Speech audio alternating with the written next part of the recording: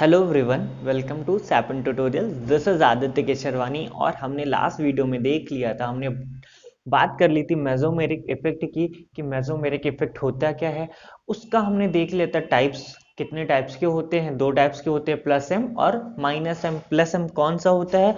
जो भी conjugated system में वो जुड़ेगा उसमें वो अपने इलेक्ट्रॉन्स या लोन पेयर या नेगेटिव चार्ज को लोकलाइज मतलब इन्वॉल्व करेगा, इलेक्ट्रॉन डेंसिटी को बढ़ाएगा। किसमें? बेंजीन रिंग में। अगर वो बेंजीन रिंग में जुड़ा है, क्योंकि बेंजीन रिंग एक रेजोनेटिंग सिस्टम है, मतलब कि conjugated system. Minus M effect क्या होता है? जो इलेक्ट्रॉन डेंसिटी को विथड्रॉ करता है। ठीक, इतनी बात हमने कर ली थी। आज मैंने यहाँ कुछ चीजें लिख रखी हैं। ऑर्डर ऑफ मेसोमेरिक इफेक्ट, मतलब कि मेसोमेरिक इफेक्ट का ऑर्डर क्या होता है जब प्लस एम और माइनस एम का ऑर्डर। ये आपको बिल्कुल भी याद करने रटने की जरूरत नहीं है। ये टाइम के साथ आपको अपने आप ही क्या हो जाएगा, याद हो जाएगा। कुछ चीजें तो आपको अपने आप दिखेंगी कि ऐसा क्यों होता है। जैसे कि हम ऑर्डर ऑफ प्लस एम की बात करते हैं। प्लस एम इफेक्ट में देखो, अगर इन तीन में कंपैरिजन करो तो इनमें तो बहुत कॉमन बात है। कल मैंने बहुत डिटेल में आपको एक्सप्लेन किया था कि यहाँ पे Nr2 होना तो चाहिए इसको ज्यादा। क्यों? क्योंकि नाइट्रोजन के पास जो लोन पेयर है, तो ऐसे बेसिक अगर ऐसे देखा जाए तो R क्या होता है? एल्किल ग्रुप होता है। तो वो इलेक्ट्रॉन डेंसिटी को नाइट्रोजन पे बढ़ाना चाहिए, और नाइट्रोजन का जो लोन पेयर ऑफ इलेक्ट्रॉन है वो जिस भी कॉन्जुगेटेड सिस्टम से जुड़ेगा उसमें इलेक्ट्रॉन डेंसिटी को तेज करना चाहिए, मतलब बढ़ाना चाहिए। इलेक्ट्रॉन अपने लोन पेयर ऑफ इलेक्ट्रॉन्स को डोनेट करना चाहिए, लेकिन ऐसा नहीं होता है। क्यों? क्योंकि जो नाइट्रोजन का लोन पेयर प्रेजेंट है वो किस में प्रेजेंट है? 2p ऑर्बिटल ऑफ नाइट्रोजन में। ऑक्सीजन नाइट्रोजन का लोन पेयर 2p ऑर्बिटल में प्रेजेंट है। और ये जो R ग्रुप होते हैं, due to bulkiness of R group, ये करता क्या है कि नाइट्रोजन का जो 2p ऑर्बिटल होता है वहां उसके जो वो 2p ऑर्बिटल जिस प्लेन में होता है उसको वो थोड़ा सा डिस्टर्ब कर देता है, डिस्टॉर्ट कर देता है। और फिर जो नाइट्रोजन जो है, अगर वो कार्बन से जुड़ता है, किससे जुड़ता है? कार्बन से जुड़ता है या कोई भी कॉन्जुगेटेड सिस्टम से जुड़ता है, तो वहां पे ओवरलैपिंग जो होती है वो अच्छी नहीं होती, क्योंकि इसका p ऑर्बिटल जो होता है वो डिस्टॉर्ट हो जाता है। क्या हो जाता है? डिस्टॉर्ट हो जाता है। इसी वजह से इसका जो प्लस एम इफेक्ट है वो कम हो जाता है इन दोनों के कंपैरिजन में। ठीक, इतनी सी बात थी। अगर इन दोनों में कंपैरिजन करना हो तो बहुत आसान है। अभी थोड़ा सा इसके लिए 1-2 मिनट का वेट करिएगा। एक फैक्टर रह गया, तो जो मैं आपको बताना भूल गया था वो आज मैं आपको समझा देता हूँ कि वो क्या था, वो रह गया था। इसको अभी हम थोड़ी देर बाद डिस्कस कर लेंगे। अगर इन दोनों में कंपैरिजन करना हो तो बहुत ही आसान है। क्यों? क्योंकि यहाँ पे लोन पेयर प्रेजेंट है, यहाँ भी लोन पेयर प्रेजेंट है, यहाँ पे नेगेटिव चार्ज भी प्रेजेंट है, मतलब यहाँ पे इलेक्ट्रॉन डेंसिटी बहुत मैक्सिमम है। तो ये जिस भी कॉन्जुगेटेड सिस्टम से जुड़ेगी, याद रखिएगा, अब मैं हमेशा कॉन्जुगेटेड वो सिस्टम जो बोलता हूँ वो हमेशा मेरे लिए सपोज कर रहा हूँ बेंजीन ही, बेंजीन से जुड़ेगा। तो ये बेंजीन से अगर जुड़ता है तो ये जो नेगेटिव चार्ज है, लोन पेयर भी है, तो ये इलेक्ट्रॉन डेंसिटी कॉन्जुगेशन को इंक्रीज करेगा। इसी वजह से इसका जो प्लस एम इफेक्ट होता है वो ज्यादा होता है। इसकी बात करो तो बहुत सिंपल सा है। क्या? तीनों पे नेगेटिव चार्ज है। ऑक्सीजन पे जो नेगेटिव चार्ज है, यहाँ पे नाइट्रोजन पे, यहाँ पे कार्बन पे। अब बच्चे इसमें कंपैरिजन करना हो तो बहुत आसान सा दिख रहा होगा आपको कि कार्बन की इलेक्ट्रोनेगेटिविटी कम होती है, नाइट्रोजन की उससे ज्यादा, ऑक्सीजन की सबसे ज्यादा। तो नाइट इलेक्ट्रोनेगेटिविटी का मतलब ही होता है कि वो नेगेटिव चार्ज को कम दे सके। इलेक्ट्रोनेगेटिविटी होती क्या? Tendency to attract the shared pair of electron, मतलब उसको इलेक्ट्रॉन खींचने की टेंडेंसी होती, ना कि देने की। ऑक्सीजन यहाँ पे नेगेटिव चार्ज तो है लेकिन देगा नहीं इलेक्ट्रॉन, जबकि कार्बन जो होता है लेस इलेक्ट्रोनेगेटिव, तो वो अपने नेगेटिव चार्ज को कॉन्जुगेशन में इन्वॉल्व कर सकता है, वो भी फास्ट, रैपिडली। तो इसका ये ऑर्डर है। इतनी कहानी थी प्लस एम की। अब हम माइनस एम की बात करते हैं, तो माइनस एम में कुछ खास नहीं। अगर इन दोनों में कंपैरिजन करना हो तो देखो, यहाँ पे नाइट्रोजन एक इलेक्ट्रोनेगेटिविटी, दो ऑक्सीजन, सीएन पे तो एक ही नाइट्रोजन है जो इलेक्ट्रोनेगेटिव। यहाँ तीन ऐसे एलिमेंट है जो क्या है, इलेक्ट्रोनेगेटिविटी। तो इसमें जो खींचने की टेंडेंसी होगी इलेक्ट्रॉन्स को वो ज्यादा होती है इसके कंपैरिजन में। इन दोनों को कंपेयर करना तो बच्चे, सीएचओ में ये है, सीएचओ ये है C double bond O R, बोले तो कीटोन। यहाँ पे होता क्या है, ड्यू टू आर जो होता है, आर की जो एल्किल ग्रुप होता है ये इलेक्ट्रॉन डेंसिटी को कार्बन पे बढ़ा देता है, कार्बन पे बढ़ा देता है। तो ये जो कार्बन है ये जिस भी सिस्टम से जुड़ेगा, सपोज दैट बेंजीन से जुड़ता है, तो यहाँ से इलेक्ट्रॉन उतना नहीं तेजी से खींच पाएगा, क्योंकि ऑलरेडी कार्बन पे इलेक्ट्रॉन डेंसिटी बढ़ा रहा है कौन, ये है एल्किल ग्रुप। इलेक्ट्रॉन डेंसिटी को इंक्रीज कर देता है कार्बन पे, तो कार्बन क्या करता है, यहाँ से इलेक्ट्रॉन डेंसिटी कम खींचता है। यहाँ पे कोई ऐसा एल्किल ग्रुप नहीं लगा था जो इलेक्ट्रॉन डेंसिटी को बढ़ा सके, तो इस वजह से इसका माइनस एम ज्यादा होता है। इन दोनों में कंपैरिजन करना तो बहुत आसान है। क्या आसान है, कैसे, देखो यहाँ पे सेम था, ऑक्सीजन की इलेक्ट्रोनेगेटिविटी ज्यादा होती नाइट्रोजन से, तो खींचने की टेंडेंसी मतलब कि ज्यादा होती, इस वजह से इसका जो होता है इससे ज्यादा होता है। समझ में, इतनी कहानी थी प्लस एम और माइनस एम की। अब मैं वो उस फैक्टर को बता देता हूँ आपके कि वो फैक्टर जो हमारा रह गया था वो क्या था। तो हेडिंग डालिएगा, उसी में थोड़ा अगर कहीं पे स्पेस हो तो लिख लीजिएगा, छोटा सा बस, बहुत छोटा सा स्पेस चाहिए, अगर हो तो वहां पे लिख लीजिएगा, नहीं तो यहाँ पे भी लिख लीजिए, कोई दिक्कत नहीं है। जो अगला एक और फैक्टर था वो था क्रॉस कॉन्जुगेशन। क्या था, क्रॉस कॉन्जुगेशन, शायद फोर्थ या फिफ्थ था, जो भी होगा आप देख लीजिएगा, हेडिंग डाल लीजिएगा क्रॉस कॉन्जुगेशन।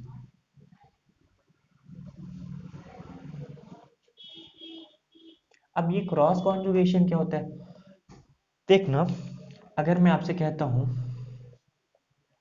ये है NH2 NH सी डबल बॉन्ड हुआ, ये भी बेंजीन से जुड़ा रहेगा, जुड़ा है, ये भी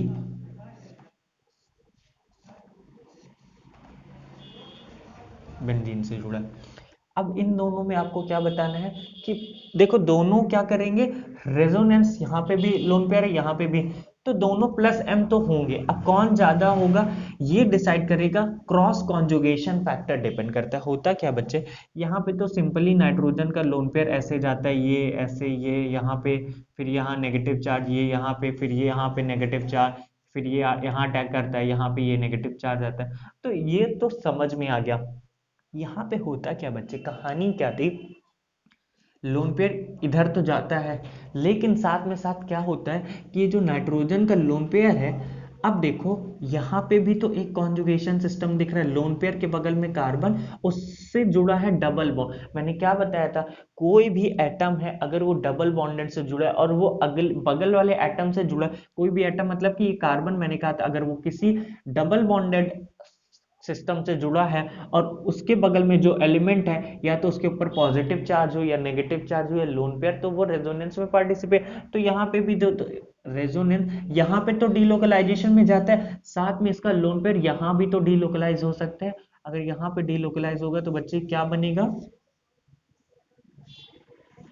ये बेंजीन एन एच, यहाँ पे double bond C O minus, यहाँ पे पॉजिटिव चार्ज। तो बच्चे होता क्या है, क्रॉस कॉन्जुगेशन का मतलब होता है कि जब किसी के पास लोन पेयर या नेगेटिव चार्ज प्रेजेंट हो और वो दो सिस्टम के साथ रेजोनेंस में इन्वॉल्व हो सके, एक तो ये इधर भी जा सकता है, एक इधर भी जा सकता है, तो होगा क्या, इसकी वजह से अफेक्ट क्या पड़ेगा प्लस एम इफेक्ट में, कि अब जो ये लोन पेयर है, हम इसके कंपैरिजन में इससे रिलेट कर रहे हैं कि किस पे इलेक्ट्रॉन डेंसिटी ज्यादा बढ़ेगी।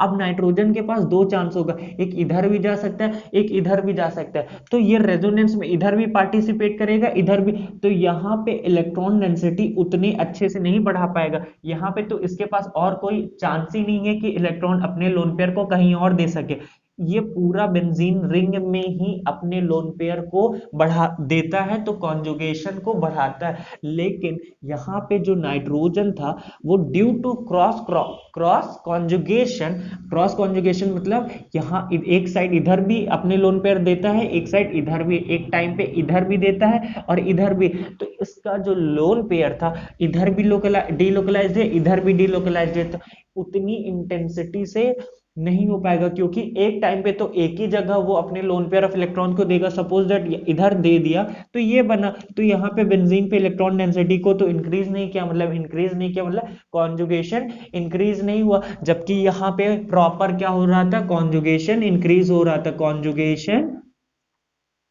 इंक्रीज हो रहा था। तो इस वजह से कॉन्जुगेशन इंक्रीज करेगा तो उसी का प्लस एम इफेक्ट क्या होता है बच्चे, ज्यादा होता है। प्लस एम इफेक्ट इसी वजह से इसका ज्यादा होता है। एक और बहुत प्यारा सा एग्जांपल है, उसको देखिएगा। इसमें क्रॉस कॉन्जुगेशन का मतलब होता है कि जब भी किसी एटम के पास लोन पेयर या नेगेटिव चार्ज प्रेजेंट है और उसके पास पॉसिबिलिटी है कि वो दो जगह दे सके अपने लोन, अपने नेगेटिव चार्ज या लोन पेयर को, तो उसी को बोलते हैं क्रॉस कॉन्जुगेशन। एक और एग्जांपल देखिएगा, ये है OH और ये है OC डबल बॉन्ड CH3, और दोनों सिस्टम किससे जुड़ा है बच्चे, बेंजीन रिंग से।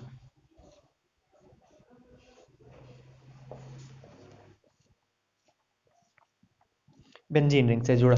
तो अब होता क्या है, यहाँ पे तो जो लोन पेयर थे वो पूरे टोटली इन्वॉल्व थे किसमें, बेंजीन रिंग में, कॉन्जुगेशन में अच्छे से इन्वॉल्व थे। लेकिन यहाँ पे ड्यू टू क्रॉस कॉन्जुगेशन एक बार ये इधर भी जाएगा, एक बार इधर भी जाएगा, तो कॉन्जुगेशन को अच्छे से बढ़ा नहीं पाएगा बेंजीन रिंग में, मतलब कॉन्जुगेशन अच्छे से नहीं हो पाएगा, मतलब कॉन्जुगेशन अच्छे से नहीं हो पाएगा। तो इससे फर्क क्या पड़ता है, मैंने क्या बताया था, इस इसके कई सारे रेजोनेंस स्ट्रक्चर बनेंगे। रेजोनेंस हाइब्रिड वो होता है जिसमें इलेक्ट्रॉन्स का माइग्रेशन बहुत ज्यादा होता है, वही हमारा होता है रेजोनेंट हाइब्रिड। रेजोनेंस हाइब्रिड ही रियल स्ट्रक्चर होता है। क्या होता है, रियल स्ट्रक्चर। तो यहाँ पे देखना, इसका प्लस एम इफेक्ट क्यों कम होता है, इसका रीजन क्या है, due to cross conjugation oxygen का जो लोन पेयर है वो एक टाइम पे एक ही जगह इन्वॉल्व हो सकता है। अगर वो इधर इन्वॉल्व हो गया तब हमारा क्या बनेगा, तब हमारा देखो ये बनेगा, ये benzene O double bond positive CO minus CH3। सही है। कैसे, ऑक्सीजन का लोन पेयर इधर गया तो यहाँ पे डबल बॉन्ड, कार्बन यहाँ से ये इलेक्ट्रॉन उठ के चला जाएगा तो नेगेटिव चार्ज ये बनेगा। और तब यहाँ पे बेंजीन रिंग पे जो इलेक्ट्रॉन की डेंसिटी होगी उतनी नहीं इंक्रीज हो पाएगी जितना ये इंक्रीज कर रहे हैं, क्योंकि इसका लोन पेयर इधर भी इन्वॉल्व हो गया कॉन्जुगेशन में, इस तरफ कॉन्जुगेशन को इंक्रीज नहीं कर रहा है। इसी को बोलते हैं क्रॉस कॉन्जुगेशन, जो कि डिपेंड करता है बताने में हमें कि किसका प्लस एम ज्यादा होगा, किसका माइनस एम, सॉरी किसका प्लस एम ज्यादा होगा, किसका कम होगा। इतनी कहानी थी मेसोमेरिक इफेक्ट की। अब आज हम मेसोमेरिक इफेक्ट के क्या करेंगे, बहुत अच्छे अच्छे क्वेश्चंस करेंगे।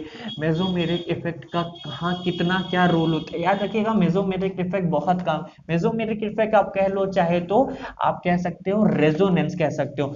तो इसके बहुत सारे बेहतरीन क्या बनते हैं, क्वेश्चंस बनते हैं। कुछ क्वेश्चंस आज हम डिस्कस करेंगे मेसोमेरिक इफेक्ट के। तो मैं कुछ एग्जांपल लिखने जा रहा हूं, आपको बताना है, अच्छे से ध्यान दीजिएगा।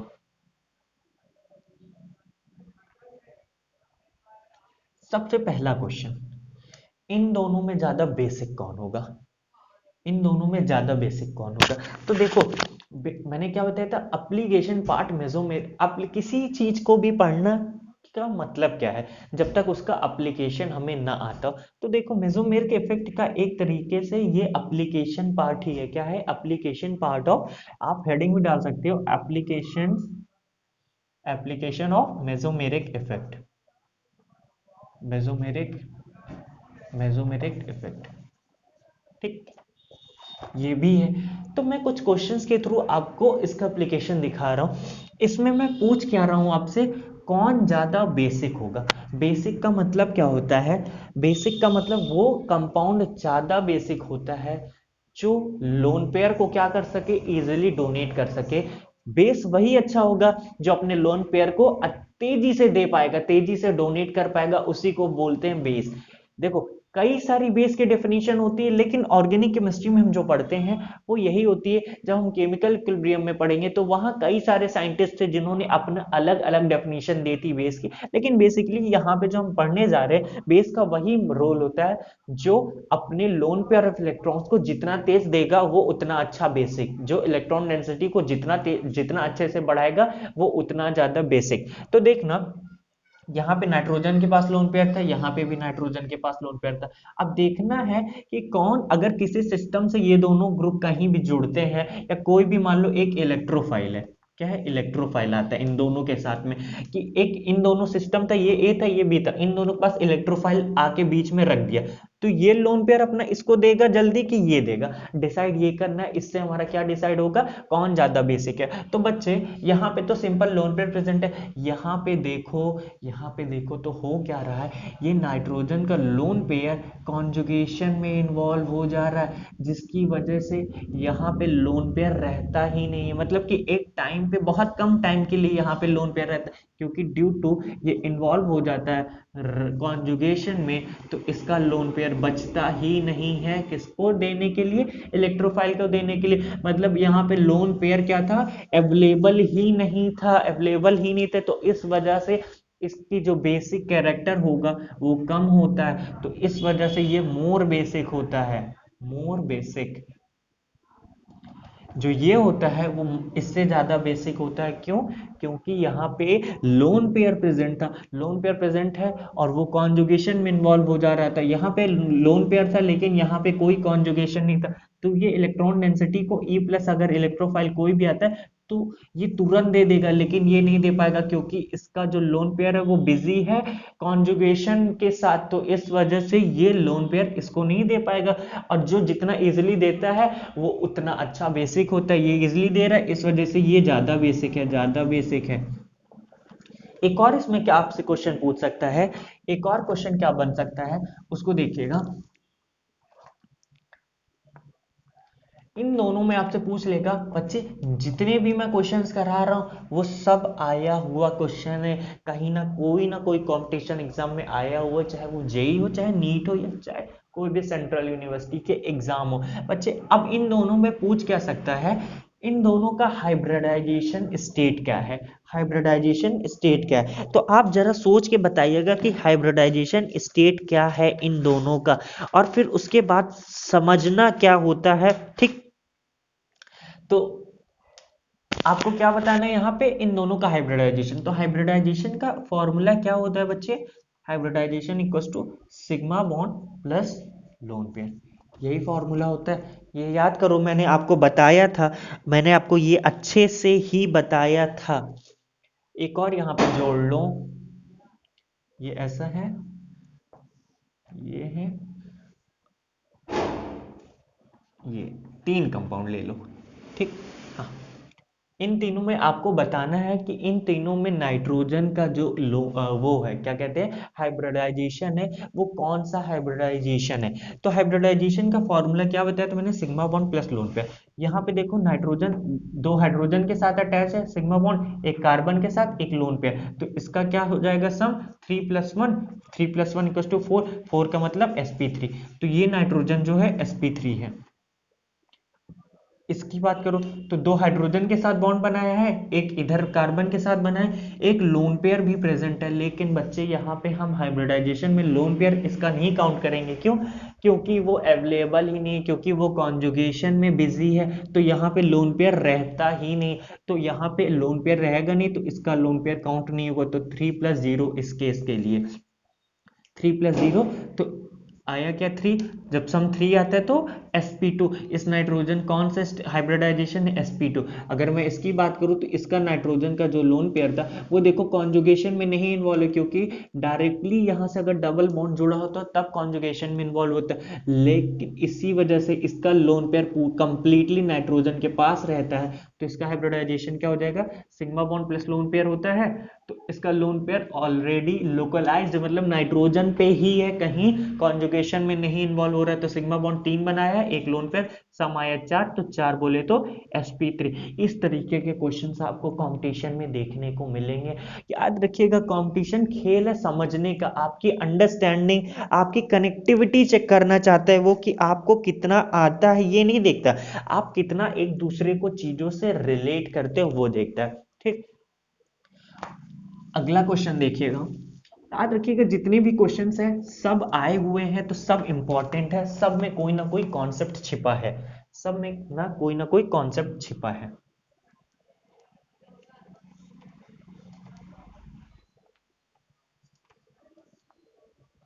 इन दोनों में आपको बताना है बच्चे, मोर बेसिक कौन है, ज्यादा बेसिक कौन होना चाहिए।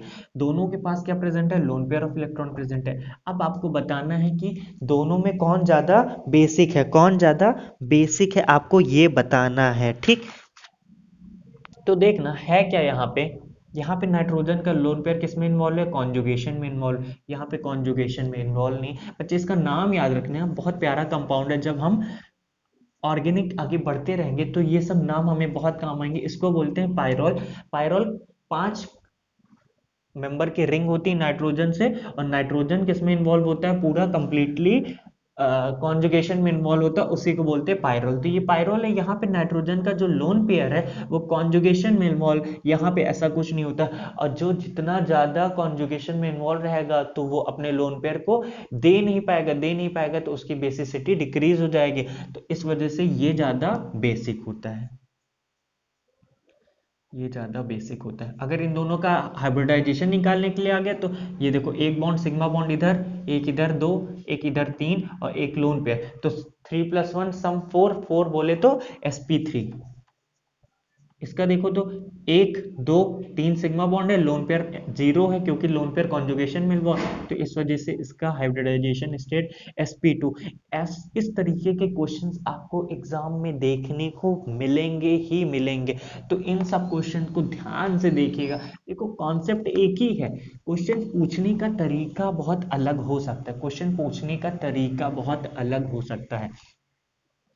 अच्छा, मैंने आपको एक बात जो बताई थी, याद है वो बात कि क्या बताया था मैंने, percentage S character directly proportional to electronegativity, directly proportional to bond angle, directly proportional to क्या, directly proportional to bond order, इसको बोलते हैं बॉन्ड ऑर्डर। क्या बोलते हैं, बॉन्ड ऑर्डर। अभी इसको छोड़ देते हैं। अच्छा, तो इतनी बात मैंने आपको बताई थी, आपको याद हो तो इस बात को हमेशा याद रखिएगा, बहुत इंपॉर्टेंट है। ये क्यों डिपेंड डायरेक्टली करता है वो सब हम डिटेल में अभी बात करेंगे, बस अभी इतना इस बात को जो मैंने बताया था याद रखिएगा। ये बात हमें बहुत सारे एक्सप्लेनेशन में काम आने वाली है, बहुत सारे एक्सप्लेनेशन में काम आने वाली है। तो और कुछ क्वेश्चंस मैं आपको बता कर आ देता हूँ। ये बहुत वेल नोन कंपाउंड है, इसको बोलते हैं,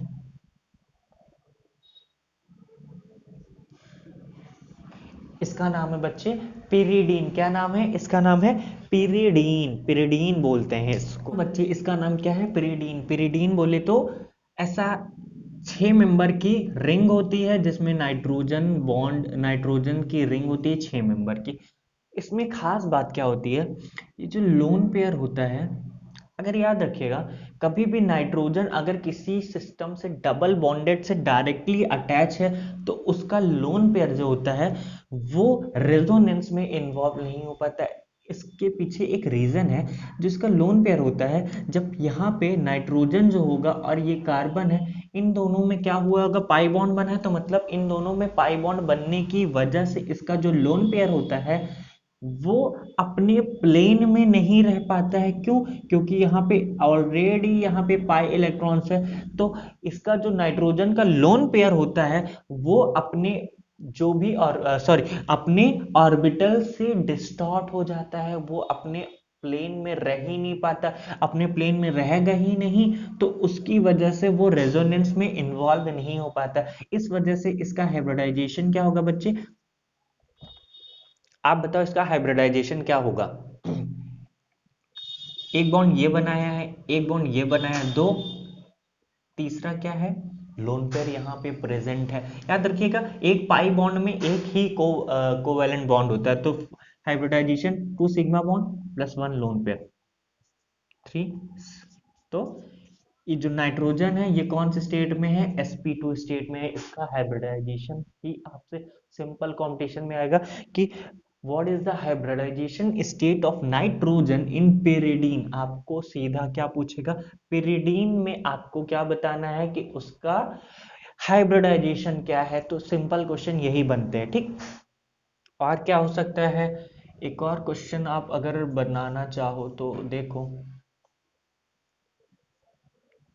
ये है NH2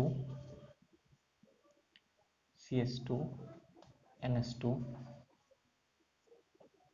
थोड़ा सा ये कॉम्प्लिकेटेड देखने में, याद रखिएगा बच्चे, अगर आपको स्ट्रक्चर देखने में कॉम्प्लिकेटेड लगता है तो इसका ये मतलब नहीं है कि वो वाकई में कॉम्प्लिकेटेड कोई चीज है। आपको देखना तो है एटलीस्ट। इसमें मैं आपसे पूछ रहा हूँ कि टोटल नाइट्रोजन जितने भी हैं सबका आपको क्या बताना है, हाइब्रिडाइजेशन स्टेट बताना है। सब कौन से हाइब्रिडाइजेशन में है, ये क्वेश्चन आया हुआ क्वेश्चन है। ये क्वेश्चन किसी ना किसी एग्जाम में आया हुआ क्वेश्चन, मुझे अभी याद नहीं आ रहा है वो कौन सा एग्जाम था। तो एक एक करके हम चेक करते हैं। इस नाइट्रोजन पे देखो, इसका जो नाइट्रोजन है वो किस में इन्वॉल्व होगा, रेजोनेंस में इन्वॉल्व होगा। क्यों, क्योंकि जिस एलिमेंट से जुड़ा है वो डबल बॉन्ड से जुड़ा है। ऐसा जो भी सिस्टम होता है तो उसका लोन पेयर इन्वॉल्व होगा। तो इसका हाइब्रिडाइजेशन निकालो, तो कितने सिग्मा बॉन्ड बना है, 2 हाइड्रोजन के साथ 1 कार्बन के साथ 3। लोन पेयर तो है नहीं, इस वजह से ये हो गया sp2। इसका चेक करो तो हाइब्रिडाइजेशन, इसका जो लोन पेयर है बच्चे वो कॉन्जुगेशन में इन्वॉल्व है। ये देखो डबल बॉन्ड लोन पेयर के पास सिग्मा बॉन्ड, फिर पाई बॉन्ड, फिर सिग्मा, फिर पाई, फिर, तो ये लोन पेयर में इन्वॉल्व है, तो इसका लोन पेयर काउंट नहीं होगा। इसका हाइब्रिडाइजेशन भी क्या आएगा, सम 3 आएगा। एक इधर से बॉन्ड है 2, एक लोन पेयर प्रेजेंट है, तो 2+1 बोले तो 3, 3 आए तो sp2। इसका चेक करो तो यहाँ भी नाइट्रोजन जो है वो देखो कॉन्जुगेशन में इन्वॉल्व है। ये लोन पेयर अपनी इधर देगा, ये पाई बॉन्ड इधर शिफ्ट होगा। इसका भी हाइब्रिडाइजेशन, इसका sp2। लेकिन बच्चे इसका हाइब्रिडाइजेशन क्या होता है, sp3, क्योंकि ये लोन पेयर कोई भी कॉन्जुगेशन में इन्वॉल्व नहीं है। तो क्वेश्चन क्या था, मुझे याद आ गया है। क्वेश्चन आया था एग्जाम में कि total number of sp2 nitrogen present in this compound are, नीचे 1 2 3 4। तो आंसर क्या था, 3 इज करेक्ट, क्योंकि 3 नाइट्रोजन यहाँ पे ऐसे हैं जो जिनका हाइब्रिडाइजेशन sp2 है। तो समझ में आई ये बात। एक और क्वेश्चन ही आया हुआ, वो भी क्वेश्चन है, देखना।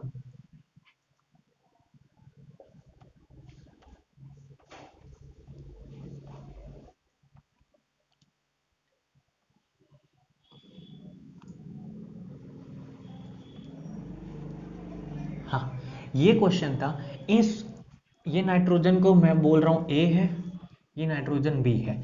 क्वेश्चन क्या था कि बी बी और ए में जो नाइट्रोजन है कौन सा ज्यादा बेसिक होगा। बहुत प्यारा सा क्वेश्चन, बहुत सिंपल सा क्वेश्चन था, कौन ज्यादा बेसिक होगा। बेसिक होने के लिए क्या बात मैंने आपको बताई है, बेसिक होने के लिए एक बात मैंने बताई, जो अपने लोन पेयर इलेक्ट्रॉन्स को इजीली डोनेट कर देगा वो उतना ज्यादा बेसिक होता है। और एक बात मैंने क्या बताई थी, और बच्चे जब पिरिडीन का केस था कि नाइट्रोजन अगर किसी से डबल बॉन्डेड डायरेक्टली अटैच है तो उसका जो लोन पेयर होगा, याद रखिएगा, वो कभी भी रेजोनेंस में, इस बात को ब्रैकेट में बंद करके स्टार बना लीजिए, लिख लीजिए अच्छे से, कि जब भी नाइट्रोजन अगर उसके पास डबल बॉन्डेड कार्बन से जुड़ा है या किसी भी डायरेक्टली डबल बॉन्डेड से जुड़ा है, तो उसके पास जो लोन पेयर होता है वो वो कॉन्जुगेशन में इन्वॉल्व नहीं होता है। लेकिन यहाँ पे देखो, ये जो नाइट्रोजन था वो किस में इन्वॉल्व था, कॉन्जुगेशन में इन्वॉल्व था।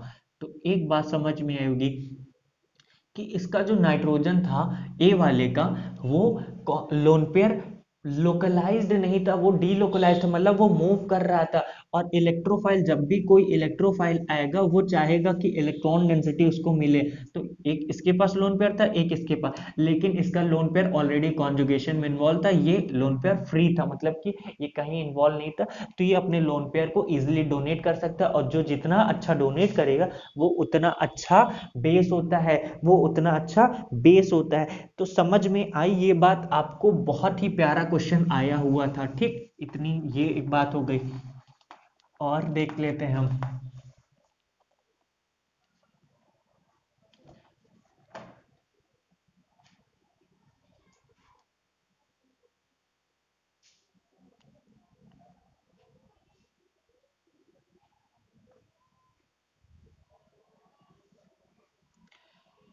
एक ये है और एक ये है, इन दोनों में आपको बच्चे बताना क्या है।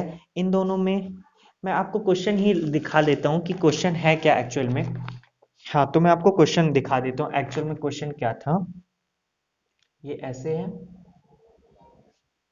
इसको अभी क्या कर दो, एग्जैक्ट क्वेश्चन जो आया हुआ है वो मैं आपको करा देता हूँ। ये लोन पेयर था। हाँ, ये जो मैं क्वेश्चन लिख रहा हूँ ऑलरेडी ये एग्जाम में आया हुआ क्वेश्चन है, ऑलरेडी ये एग्जाम में आया हुआ क्वेश्चन है। ठीक, ये है ए,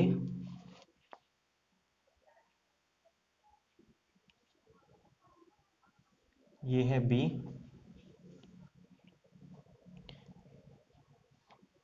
ये है सी, डी।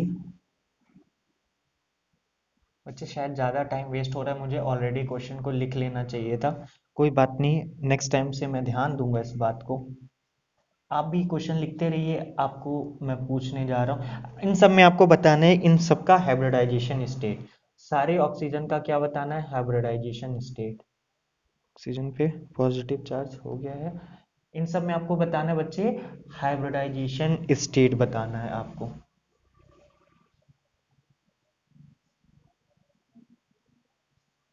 ठीक, ये था क्वेश्चन जो कि आया हुआ क्वेश्चन है, जो कि आया हुआ क्वेश्चन है।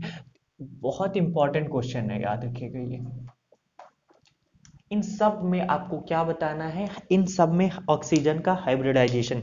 तो देखो, यहाँ पे लोन पेयर प्रेजेंट है, सब में लोन पेयर तो प्रेजेंट है। ये लोन पेयर बच्चे यहाँ पे कॉन्जुगेशन में इन्वॉल्व है, कॉन्जुगेशन में इन्वॉल्व होने की वजह से इसका हाइब्रिडाइजेशन क्या हो जाएगा, मतलब कि लोन पेयर नहीं काउंट होगा, तो लोन पेयर नहीं काउंट होगा। बच्चे एक बात बहुत ट्रिकी जो बात है, जो लोग अक्सर भूल जाते हैं, बच्चे इसके पास दो लोन पेयर प्रेजेंट है। कितने, ऑक्सीजन के पास दो लोन पेयर प्रेजेंट है। अगर वो कॉन्जुगेशन में इन्वॉल्व भी होगा तो वो एक लोन पेयर ही तो कॉन्जुगेशन में इन्वॉल्व होगा, ना कि दोनों, ना कि दोनों। तो अब इसका हाइब्रिडाइजेशन क्या होता है, formula sigma bond plus lone pair. तो एक सिग्मा बॉन्ड इधर, एक इधर, दो लोन पेयर, दो सिग्मा बॉन्ड, एक लोन पेयर, तब भी बचा है, तो सम आया 3। तो इसका हाइब्रिडाइजेशन स्टेट sp2। ये कौन से स्टेट में, sp2 में है। इसका चेक करो, दो लोन पेयर प्रेजेंट है। बच्चे ये बहुत ही प्यारा कॉन्सेप्ट है, बहुत ज्यादा प्यारा कॉन्सेप्ट है। मैंने आपको बताया था कि रेजोनेंस वहां पे इन्वॉल्व होगा अगर किसी भी एलिमेंट के पास लोन पेयर प्रेजेंट है। उससे जो भी एटम क्या जुड़ा है, जो भी एटम जुड़ा है उसके पास अगर पॉजिटिव चार्ज हो या पॉजिटिव चार्ज हो, अगर उसके ऑक्सीजन के पास अगर लोन पेयर प्रेजेंट है, उससे कोई भी सिस्टम अगर डायरेक्टली अटैच है वो भी पॉजिटिव चार्ज के साथ, तो उसका लोन पेयर क्या कर सकता है, अपने इलेक्ट्रॉन्स को, अपने लोन पेयर अपने इलेक्ट्रॉन्स को दे सकता है। वैसे इसको बोलते क्या है, इसको एक्चुअल में बोलते हैं बैक बॉन्डिंग। क्या बोलते हैं, बैक बॉन्डिंग।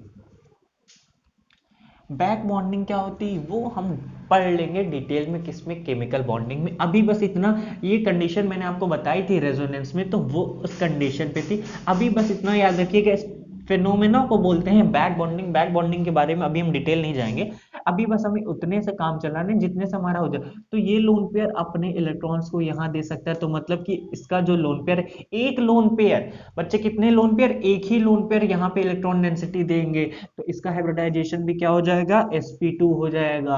अब इसकी बात करें तो यहाँ पे भी दो लोन पेयर, एक लोन पेयर किस में इन्वॉल्व है बच्चे, कॉन्जुगेशन में इन्वॉल्व है, तो इसका भी हाइब्रिडाइजेशन स्टेट sp2।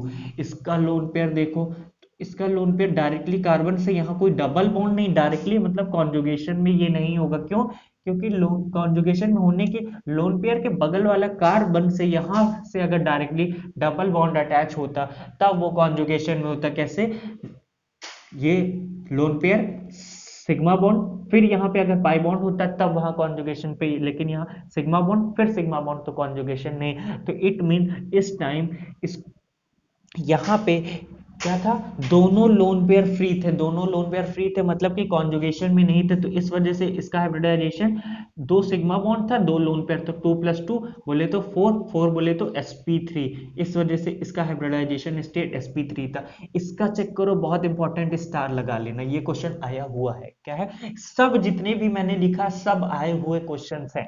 इसमें देखो बच्चे, मैंने क्या बताया था, मेसोमेरिक इफेक्ट आपको बताया था।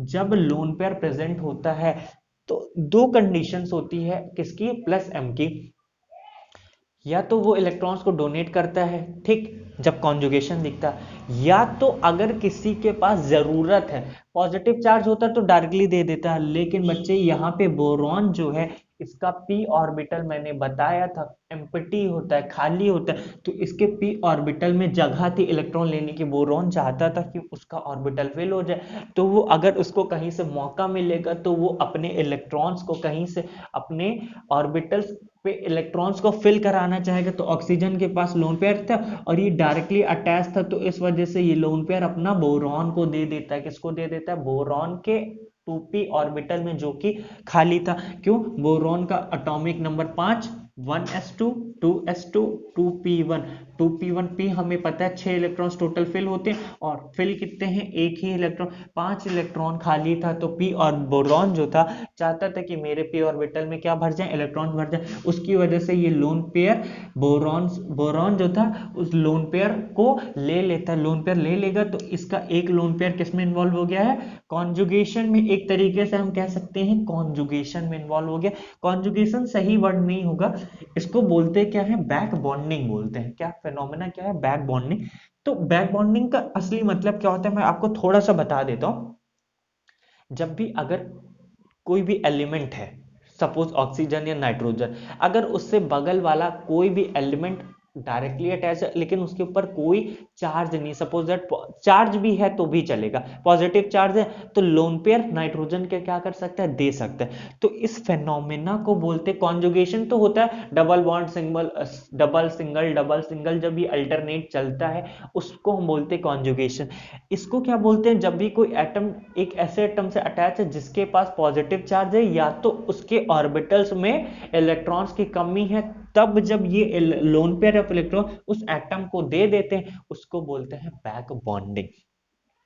तो इसमें हम क्या देख रहे थे, इस ऑक्सीजन वाले केस में इसने अपने एक लोन पेयर किसमें इन्वॉल्व था, डीलोकलाइजेशन में, बैक बॉन्डिंग में इन्वॉल्व था, इसका हाइब्रिडाइजेशन स्टेट क्या हो जाएगा, 2+1, क्योंकि दो सिग्मा बॉन्ड एक लोन पेयर प्रेजेंट था, तो सम आया 3, 3 सम आता है तो sp2 होता है। ठीक, इसकी बात करो तो यहाँ पे मैंने क्या बताया था बच्चे, डायरेक्टली अगर कोई भी एलिमेंट जुड़ा है और उसके ऊपर पॉजिटिव चार्ज हो, या तो उसके ऊपर ऐसा एलिमेंट हो जिसके पास क्या हो, उसके ऑर्बिटल्स में इलेक्ट्रॉन्स की कमी हो, तो यहाँ पे तो ये डायरेक्टली दे देगा, क्योंकि पॉजिटिव चार्ज मतलब इलेक्ट्रॉन चाहता था वो, तो ऑक्सीजन का एक लोन पेयर ही जाएगा, इसको अपने इलेक्ट्रॉन दे देगा, तो इस ऑक्सीजन का भी स्टेट क्या हो जाएगा, sp2 हो जाएगा। इसका देखना, अब इसके एक ही लोन पेयर तो किस में इन्वॉल्व हो सकते हैं, कॉन्जुगेशन में इन्वॉल्व हो सकते हैं, दोनों लोन पेयर थोड़ी ना इन्वॉल्व होंगे बच्चे, ये बहुत वेल नोन कंपाउंड, इसको बोलते हैं फीरॉन, फिरॉन फिरॉन बोलते हैं, फ्यूरॉन। जब हम पढ़ेंगे डिटेल में इन सब, अभी तो हम इसीलिए मैं जीओसी पढ़ाई इसलिए रहा हूँ ताकि जब हम चैप्टर्स पे आ जाएं तो आपको डर ना लगे कि ये क्या हो गया, ये कौन सी नई चीज देख ली, तो इसीलिए हम सबको थोड़ा थोड़ा सा ओवरव्यू में आपको दे दे रहा हूं ताकि आप डरे ना। इसको बोलते फिरॉन, तो इसका लोन पेयर, एक ही लोन पेयर क्या था, डीलोकलाइजेशन में इन्वॉल्व था, इसका हाइब्रिडाइजेशन स्टेट भी क्या है, sp2। इसकी बात करूं तो यहाँ पे भी एक एक लोन पेयर इसके एक टाइम पे यही इन्वॉल्व होगा, एक टाइम पे ये भी, तो इसका भी sp2, इसका भी sp2। तो ये कुछ क्वेश्चंस जो थे जो कि बहुत ज्यादा इंपॉर्टेंट थे, किसको लेकर, सब कहीं ना कहीं मेसोमेरिक इफेक्ट या कॉन्जुगेशन या बैक बॉन्डिंग भी हमने सीख ली कि बैक बॉन्डिंग या कॉन्जुगेशन या मेसोमेरिक इफेक्ट से रिलेटेड क्वेश्चंस थे। तो इतने सारे क्वेश्चंस हमने कर लिए, मैं देख लेता हूँ और कुछ क्वेश्चंस आपको कराने हैं कि नहीं। हाँ, कुछ और क्वेश्चंस भी देख लेते हैं हम जो कि बहुत अच्छे वो भी हैं, वो भी याद रखना, वो भी आए हुए हैं, आज मैं जितने क्वेश्चंस करा रहा हूँ कहीं ना कहीं वो भी आए हुए क्वेश्चंस ही हैं, वो आए हुए क्वेश्चंस ही, तो मैं टाइम नहीं वेस्ट करता हूँ, मैं लिख देता हूँ। तो मैंने यहाँ पे कुछ क्वेश्चंस लिख रखे हैं, उनको आपको बताना है, उनको आपको क्या बताना है, पहला क्वेश्चन देखिए, हाँ पहला क्वेश्चन, जितने भी ये कार्बन, ये वाला कार्बन, ये वाला कार्बन और ये वाला कार्बन, जितने पे नेगेटिव चार्ज प्रेजेंट है उस कार्बन का आपको हाइब्रिडाइजेशन स्टेट बताना है। तो याद रखिएगा, हाइब्रिडाइजेशन में जब भी हम नेगेटिव चार्ज को हमेशा इंक्लूड करते हैं, तो इसका हाइब्रिडाइजेशन निकालना हो तो बच्चे यहाँ पे देखो एक हाइड्रोजन है, वो मत भूल जाइएगा। तो ये कार्बन टोटल कितने सिग्मा बॉन्ड बनाए, एक, दो, हाइड्रोजन से एक, तीन, और यहाँ पे एक नेगेटिव चार्ज भी बच्चे। लेकिन हाइब्रिडाइजेशन में तीन सिग्मा बॉन्ड तो हो गए, नेगेटिव चार्ज को भी हम as a lone pair count करते हैं सिग्मा हाइब्रिडाइजेशन में। लेकिन होता क्या है कि ये नेगेटिव चार्ज क्या है, किसमें प्रेजेंट है, लोन पे किसमें प्रेजेंट है, कॉन्जुगेशन में इन्वॉल्व है। तो एक्चुअल में यहाँ पे नेगेटिव चार्ज रहता ही नहीं है, मतलब कि ये लोकलाइज्ड नहीं होता। और हमेशा हम हाइब्रिडाइजेशन में वही नेगेटिव चार्ज या लोन पेयर को काउंट करते हैं जो लोकलाइज्ड होते हैं, मतलब एक ही एलिमेंट पे कंटिन्यूअसली प्रेजेंट होते हैं, वो मूव नहीं करते हैं। अगर वो मूव करेंगे तो उनको हम काउंट नहीं करते हाइब्रिडाइजेशन। तो 3+0, तो इसका हाइब्रिडाइजेशन स्टेट sp2 आ गया। सेम इसका चेक करोगे तो ये भी नेगेटिव चार्ज किसमें इन्वॉल्व होगा, रेजोनेंस में इन्वॉल्व है। क्यों, क्योंकि ये इसको हमेशा मान लो, अगर ये पाई बॉन्ड है, पाई बॉन्ड है, अगर नेगेटिव चार्ज को ऐसे समझ लो ये पाई बॉन्ड है, तो यहाँ पे पाई, फिर सिग्मा, फिर पाई, पाई सिग्मा पाई, मतलब कि डबल सिंगल डबल, तो यहाँ पे कॉन्जुगेशन होगा। तो यहाँ ये वाला कार्बन भी का जो नेगेटिव चार्ज था वो भी कॉन्जुगेशन में इन्वॉल्व है, तो इस वजह से इसका भी हाइब्रिडाइजेशन sp2। सेम यहाँ पे भी ये भी किस में इन्वॉल्व है, कॉन्जुगेशन पे, तो इसका भी हाइब्रिडाइजेशन sp2। इसकी बात करो तो ये भी हाइब्रिडाइजेशन में इन्वॉल्व है, इसका भी हाइब्रिडाइजेशन, इस कार्बन की बात करो इसका भी sp2। इतनी बात आपको समझ में आए। अब इस क्वेश्चन पे इनमें आपको बताना है कि टोटल नंबर ऑफ प्रोडक्ट कितने होंगे। तो एक बात तो दिख रही है कि भैया पहला प्रोडक्ट ये हो सकता है कि डायरेक्टली ये जो पॉजिटिव चार्ज है यहाँ क्लोरीन इससे जाके जुड़ जाए, ये भी सही है, सही है, ये भी एक प्रोडक्ट। एक और प्रोडक्ट बनेगा बच्चे, वो क्या, देखो इसका एक रेजोनेंस स्ट्रक्चर और भी तो बन सकता है। ये पाई बॉन्ड इधर चले जाए, मैंने क्या बताया था कंडीशन में कि पाई बॉन्ड से जो भी कार्बन से डबल बॉन्डेड कार्बन से डायरेक्टली अटैच कार्बन पे पॉजिटिव चार्ज है, तो पाई बॉन्ड जो होता है, पाई बॉन्ड ये अपने इलेक्ट्रॉन्स को इधर शिफ्ट कर देता है, तो इसका एक और स्ट्रक्चर बनता है। ये पाई बॉन्ड इधर आ गए, यहाँ पे क्या आ जाएगा बच्चे, पॉजिटिव चार्ज। तो एक ये भी स्ट्रक्चर तो है, तो ये पॉजिटिव चार्ज एक बार यहाँ से भी जुड़ सकता है, तो दूसरा इसका क्या बनेगा, दूसरा पॉसिबल प्रोडक्ट इसका ये भी हो सकता है। तो इसके टोटल दो प्रोडक्ट है। अब बच्चे इस पे बात करो, तो इस पे एक तो केस ये है कि यह, इस पे केस ये है कि पहला तो डायरेक्टली ब्रोमीन इसी से डायरेक्टली अटैच हो जाए, मतलब पहला होगा कि ब्रोमीन डायरेक्टली यहाँ अटैच हो जाए, पहला केस। दूसरा ये हो सकता है कि ये यहाँ पे आ जाए तो पॉजिटिव चार्ज यहाँ पे आ जाएगा, दूसरा केस। तीसरा केस ये अगर मान लो यहाँ पे नहीं आया है, तीसरा केस ये है कि ये यहाँ पे आ जाए तो पॉजिटिव चार्ज यहाँ पे आ जाएगा। तीन, अगर जब पॉजिटिव चार्ज यहाँ पे आएगा तो बच्चे एक और कंडीशन भी, तो ये भी तो डबल बॉन्ड है, डबल बॉन्ड ये इधर आ जाए तो यहाँ पे कार्बन पे क्या आ जाएगा, पॉजिटिव चार्ज आएगा। इस क्वेश्चन को मैं कर देता हूँ। पहला प्रोडक्ट क्या है बच्चे, पहला प्रोडक्ट ये था, ऐसे ही तो है, ये डबल बॉन्ड यहाँ से डायरेक्टली ब्रोमीन अटैच हो जाए। दूसरा प्रोडक्ट क्या होगा, इसका दूसरा रेजोनेटिंग स्ट्रक्चर बनाओ। दूसरा रेजोनेटिंग स्ट्रक्चर, ये पाई बॉन्ड इधर आया है तो यहाँ पे पॉजिटिव चार्ज आया होगा, तो तब क्या रहा होगा,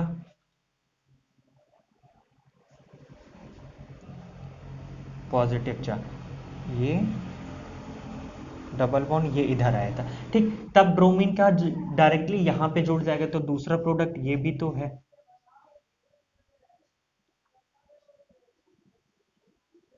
ब्रोमीन डबल बॉन्ड। तीसरा एक और क्या बन सकता है बच्चे इसका रेजोनेटिंग स्ट्रक्चर, ये वाला जो था, ये वाला पाई बॉन्ड ये इधर माइग्रेट करे तो यहाँ पे पॉजिटिव चार्ज आएगा, पॉजिटिव डबल बॉन्ड। तब ब्रोमीन डायरेक्टली यहाँ अटैच हो जाएगा, तो तीसरा प्रोडक्ट ब्रोमीन डबल बॉन्ड। एक और कंडीशन क्या है बच्चे, अब देखो ये दोनों स्ट्रक्चर तो सिमिलर ही हैं, इन दोनों में से कोई जो भी वो बनेगा कि ये पाई बॉन्ड जो एक्चुअल में ये CH2 यहाँ पे प्रेजेंट है, यहाँ पे एक कार्बन है, तो ये डबल बॉन्ड इधर आ जाए तो इस कार्बन पे क्या आ जाएगा बच्चे, पॉजिटिव, मतलब कि ये इधर आ गया CH2 प्लस। तो एक और चौथा प्रोडक्ट क्या बन जाएगा बच्चे, आपको आई थिंक दिख रहा होगा, नहीं दिख रहा तो मैं यहां लिख देता हूं, चौथा प्रोडक्ट हमारा ये बन जाएगा CH2Br। ठीक, ये थे क्वेश्चंस। कुछ और दो चार क्वेश्चंस बचे हैं, उनको भी हम देख लेते ताकि हमारे लिए कभी भी अब कहीं से भी किसी भी तरीके का क्वेश्चन आ जाए हम सॉल्व कर लेंगे उसको। अब हम डरेंगे नहीं, अब हम क्या करेंगे, उस क्वेश्चन से लड़के सॉल्व करेंगे। अब मैं इसीलिए डिफरेंट डिफरेंट टाइप के, एक ही टाइप के नहीं करा रहा हूं, ताकि आपको आइडिया लग जाए कि डिफरेंट डिफरेंट कैसे कहाँ किस तरीके से क्वेश्चन आ सकते हैं। ये बहुत प्यारा क्वेश्चन IIT 2003 में आया हुआ क्वेश्चन है। ये क्वेश्चन ये है C ट्रिपल बॉन्ड CH,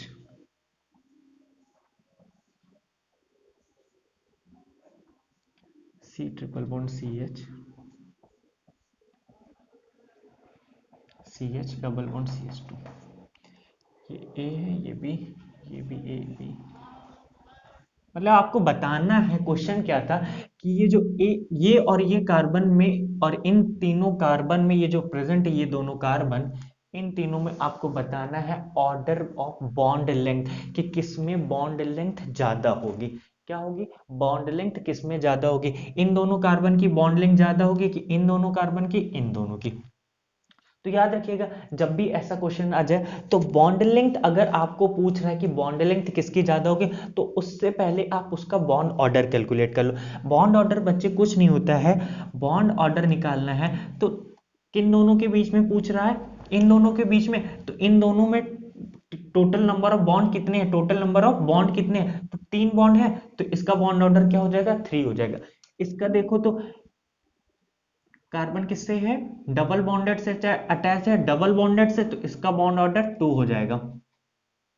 इसका बॉन्ड ऑर्डर क्या होना चाहिए, देखो होना तो वैसे 3 चाहिए, लेकिन बच्चे यही तो मिस्टेक है, यही तो गलती होती है। गलती क्या होती है, ये जो पाई बॉन्ड्स है, ये जो ट्रिपल बॉन्ड है, ट्रिपल बॉन्ड में याद रखिएगा 2 पाई बॉन्ड होते हैं, एक सिग्मा बॉन्ड होता है। कितने, 2 पाई बॉन्ड्स होते हैं और एक सिग्मा बॉन्ड होता है। तो ये पाई बॉन्ड, क्या मैंने कंडीशन बताया था कि पाई बॉन्ड से डायरेक्टली कार्बन अटैच, वहां से भी पाई बॉन्ड, मतलब यहाँ पे तो देखो पाई, अगर इसको मैं क्या बोलूं, पाई बॉन्ड डबल बॉन्ड, इसको मैं डबल मतलब कि एक ट्रिपल बॉन्ड में 2 डबल बॉन्ड भी होते हैं, तो डबल सिंगल डबल, तो इसका एक और रेजोनेटिंग, मतलब कि यहाँ के जो पाई इलेक्ट्रॉन्स थे वो रेजोनेंस में भी इन्वॉल्व होंगे। कैसे, ये पाई इलेक्ट्रॉन्स उठ के इधर चला गया होगा, ये के इधर आ गया होगा, तो मतलब double bond C, double bond CH, तो फिर वापस से ये आ रहा होगा, तो यहाँ पे ना बॉन्ड ऑर्डर 3 होगा।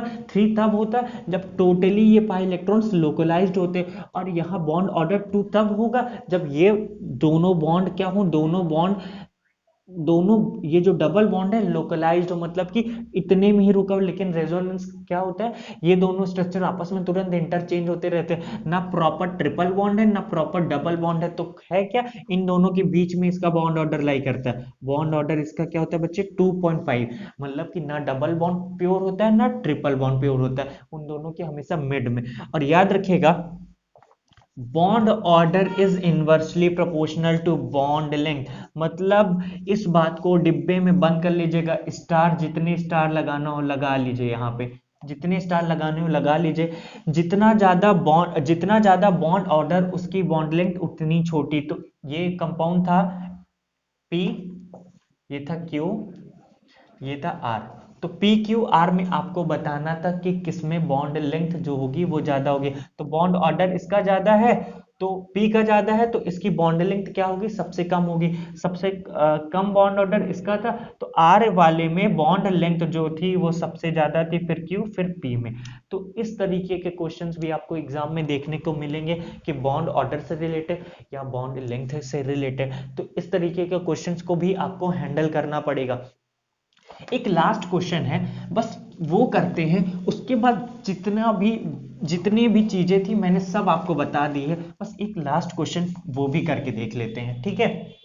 ये है क्वेश्चंस, इसमें आपको बताना है कि इन तीनों में, ये ए है, ये बी है, ये सी है, इन तीनों में क्या बताना है आपको, इन तीनों में बताना है कि रोटेशन बैरियर या रोटेशन बैरियर सबसे ज्यादा क्या होगा। अब ये आपके लिए एक बहुत ही नया टर्म होगा, रोटेशन बैरियर। याद रखिएगा रोटेशन बैरियर का ये मतलब है, ये कार्बन है, ये भी कार्बन है, ये दोनों इस समय सिंगली बॉन्डेड अटैच है, तो ये आपस में रोटेट कर सकते हैं, कैसे भी घूम सकते हैं। लेकिन अगर यहाँ पे डबल बॉन्ड हो जाए तो ये जब घूमने के लिए करेगा, तो ये कार्बन है, यहाँ भी कार्बन है, तो अब ये अगर घूमना चाहेगा तो ये ऑलरेडी अटैच है, तो ये बॉन्ड को मूव नहीं करने देगा। तो याद रखिएगा, सिग्मा बॉन्ड में मतलब सिंगल बॉन्ड में रोटेशन पॉसिबल होती, डबल बॉन्ड में रोटेशन नहीं पॉसिबल होती। ड्यू टू, अगर रोटेशन होगी ऐसे, अगर हम घुमाएंगे, अगर डबल बॉन्ड इन, ये कार्बन है, ये भी कार्बन, इन दोनों के बीच में डबल बॉन्ड है, तो रोटेट कर ही नहीं पाएगा, रोटेट करेगा तो वो डबल बॉन्ड ब्रेक हो जाएगा। तो इसमें आपको बताना है कार्बन और नाइट्रोजन में, तीनों में कार्बन और नाइट्रोजन के बीच में रोटेशन बैरियर किसमें ज्यादा होगा, रोटेशन बैरियर किसमें ज्यादा होगा। तो मैंने आपको क्या बताया, पाई बॉन्ड जितना ज्यादा होगा, मतलब कि डबल बॉन्ड जिसमें जितना ज्यादा होगा वहां पे रोटेशन उतनी ही दिक्कत होगा, जहां पे सिंगल बॉन्ड होगा वहां पे रोटेशन उतना ही इजी रोटेट कर सकता है। तो बच्चे आपको यहाँ पे देखना है कि इन कार्बन नाइट्रोजन के बीच में तो कहीं से भी लोन पेयर सबके पास प्रेजेंट है, यहाँ पे कोई रेजोनेंस है नहीं, इस वजह से कार्बन और नाइट्रोजन क्या थे, सिंगल बॉन्ड थे, सिंगली बॉन्ड से अटैच थे, यहाँ पे सिग्मा बॉन्ड ही था, कोई पाई बॉन्ड नहीं था। लेकिन बच्चे यहाँ पे क्या है, इसका जो नाइट्रोजन है ये डीलोकलाइजेशन में इन्वॉल्व होगा, तो यहाँ पे कार्बन और डबल बॉन्ड नाइट्रोजन भी बनेगा, मतलब कार्बन और नाइट्रोजन के बीच में डबल बॉन्ड कैरेक्टर भी आएगा। बच्चे यहाँ की बात करें, आपको बता क्या रहा था कि यहाँ पे जो नाइट्रोजन के पास लोन पेयर प्रेजेंट है वो है क्या, अगर इन दोनों कार्बन और नाइट्रोजन की ही मैं बात कर रहा हूँ, क्योंकि इस कार्बन चाहे नाइट्रोजन चाहे इस कार्बन नाइट्रोजन की बात कर लीजिए, दोनों एक ही बात है। तो हो क्या क्या रहा है कि इस नाइट्रोजन का जो लोन पेयर है, एक्चुअल में देखा जाए तो यहाँ पे क्या हो रहा है, क्रॉस कॉन्जुगेशन हो रहा है, मतलब कि वो पाई इलेक्ट्रॉन्स अपने लोन पेयर इधर भी दे सकता है, इधर भी दे सकता है। तो इसका ये मतलब है कि यहाँ पे पाई बॉन्ड तो आएगा, लेकिन इसके कंपैरिजन में पाई बॉन्ड का कैरेक्टर जो होगा वो कम होगा, क्योंकि पाई बॉन्ड का कैरेक्टर आधा इधर भी तो जा सकता है। तो इस वजह से पाई बॉन्ड का जिसमें जितना ज्यादा कैरेक्टर, उसमें उतनी ज्यादा रोटेशन बैरियर एनर्जी, मतलब रोटेशन बैरियर में एनर्जी, मतलब कि उतनी एनर्जी अमाउंट में देनी पड़ेगी, तभी वो बॉन्ड क्या होगा, ब्रेक होगा। तो जितना ज्यादा पाई बॉन्ड का कैरेक्टर, उतना ज्यादा रोटेशन बैरियर, तो रोटेशन बैरियर सबसे ज्यादा बी में होगा, क्योंकि कार्बन और नाइट्रोजन के बीच में डबल बॉन्ड यहाँ सबसे ज्यादा था। उसके बाद सी में होगा, क्योंकि बी और सी में देखा जाए यहाँ पे भी पाई बॉन्ड का कैरेक्टर आ रहा था, लेकिन इसके कंपैरिजन में कम आ रहा था। क्यों? क्योंकि इसका लोन पेयर इधर अगर चला गया तो यहाँ पे पाई बॉन्ड उतना नहीं रहेगा, इधर आ गया तो यहाँ पे पाई बॉन्ड रहेगा। तो पाई बॉन्ड का जो कैरेक्टर है यहाँ और यहाँ के कंपैरिजन में बी वाले में ज्यादा है, सी वाले के कंपैरिजन, बी फिर सी फिर ए में तो पाई बॉन्ड है ही नहीं, तो रोटेशन में ज्यादा दिक्कत होगी ही नहीं। तो ये था ऑर्डर रोटेशन बैरियर का।